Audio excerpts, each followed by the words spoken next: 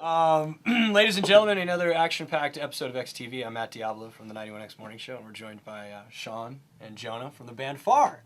Hey. Gentlemen.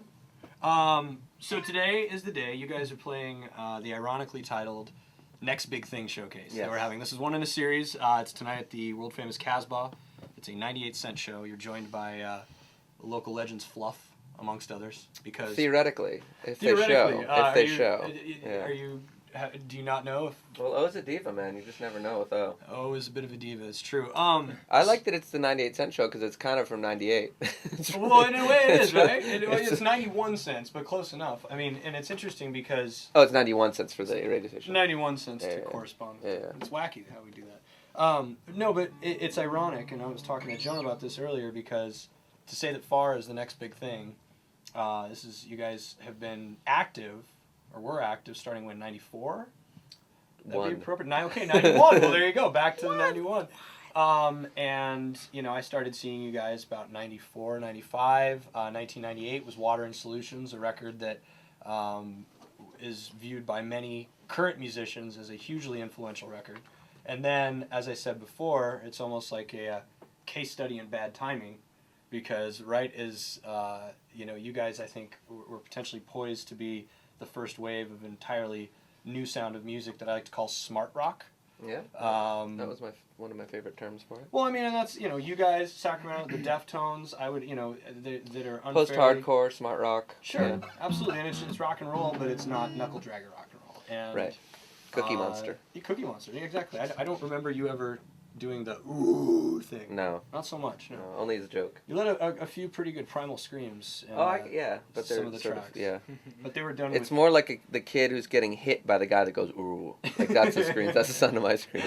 So anyway, just real quick, encapsulate, and we haven't had a chance to talk to you yet either, Sean. 1998, what happened? I mean, we made a record that we were all proud of, and timing was weird. I mean, I remember a funny story to think about is that when we were trying to choose a single for, I think it was the second single at this point. Yeah. I don't even know if you'll remember this, but I remember we wanted Barry White because it was kind of, I think at the time, collectively like a song that we just, because it was one of the first songs we heard mixed, and I remember we walked in the mixing room, and we were just like, I can't believe this is us, and I remember the label saying, well, it's got those screams in it though. The radio's never gonna play that. Like, maybe we'll do a remix where we take the screams out. Let's get a Chris Ford algae remix. I remember this conversation with Barbara so clearly. And then I remember right after that, like, System of a Down was on the radio. Yeah. Sugar. Like a year later, and it was like, really? Yeah, really? You couldn't handle the screaming? You got a bunch of angry Armenian dudes screaming nonsense? And... I remember going to see that band Chevelle opening for Filter, and Chevelle were huge Far fans. It doesn't surprise me. You can hear it. Massive Far fans, and so they invited me out to the show, and it was Chevelle and Filter, and it was so funny to see a band doing, not that they copied us per se, but doing that kind of smart rocky kind of thing, Odd Times and this and this. A lot of really good melody as well. Yeah, and singing, actual singing. Yeah. And the crowd just got it. They just understood it. It was as if some code had been given to people to listen, where they could understand what was happening. And it was a year or two later, and it was just such a surreal feeling to look at that and see people get it, and be like, why didn't they get it? Why didn't you get it? Why are you so stupid? And in the interim, you all kept very busy. You Yes. have one of the more active internet presences of anybody, from One Line Drawing. We always did. I mean, we would always joke about how unpopular we were, but yet how many fan-based websites we had. Even back in the days That's when I what was I'm saying, on when the AOL internet- dial-up. That's Yeah, what I mean, I'm it was saying. always easy to find your lyrics online and all that stuff Fans way much before. bigger than us wouldn't have fan-built websites, and we'd have all these cool little websites that people made, and I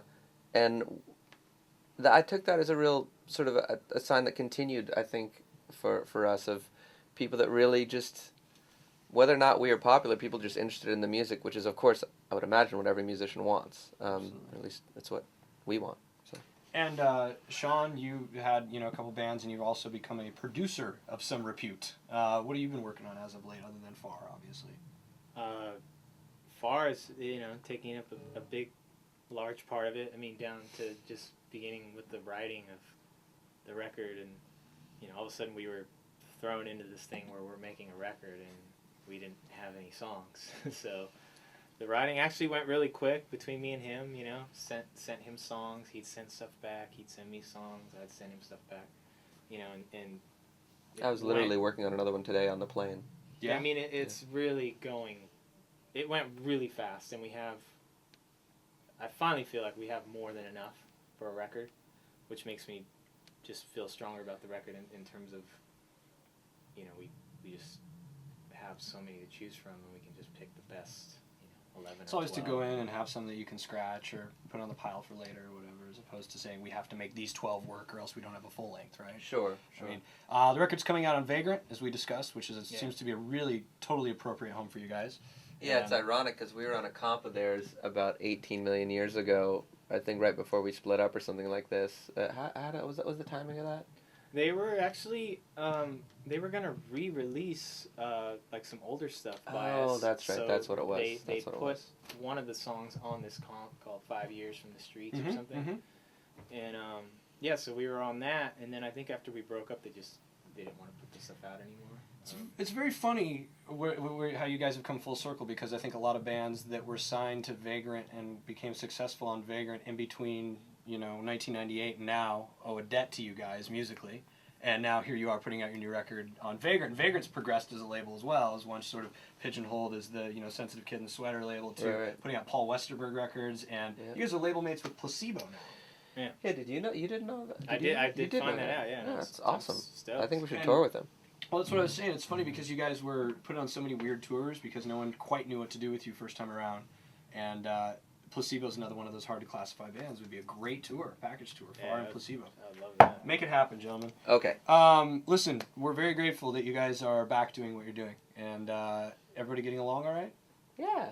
Relatively speaking? Yeah, I mean, for me, it's just I think I had to get used to, it's just different now. It's, I mean, we're all grown up, it's,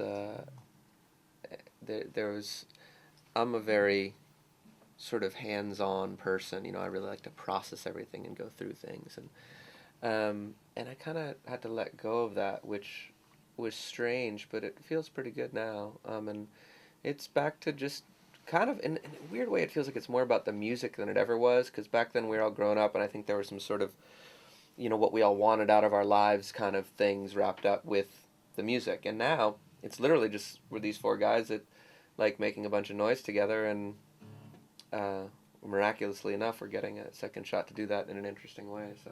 And it is an interesting way, and the story continues. They'll be making that beautiful noise tonight at the Casbah for the next big thing, although as we've established, this is about the third or fourth time that Far's been the next big thing. So if you're somehow in the future and you could see this announcement and didn't know about the show, then you'll get to go. But if you're just hearing now that we're playing at the Casbah tonight, then tonight was a few nights ago, so sorry.